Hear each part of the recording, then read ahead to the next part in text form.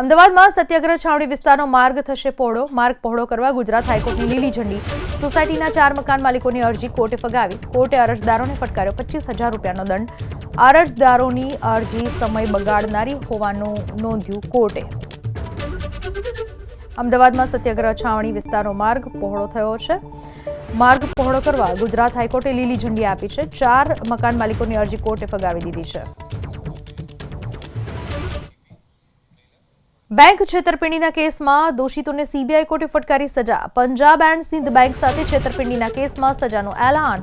સુરત શાખાને 2 તત્કાલીન મેનેજર સહિત 3 દોષિતોને 3 વર્ષની સજા. 3 વર્ષની સજા સાથે કુલ 15 લાખનો કોર્ટે ફટકાર્યો દંડ. સીબીઆઈએ વર્ષ 2002માં નોંધ્યો હતો છેતરપિંડીનો કેસ. બેંક છેતરપિંડીના કેસમાં દોષિતોને સજા ફટકારી.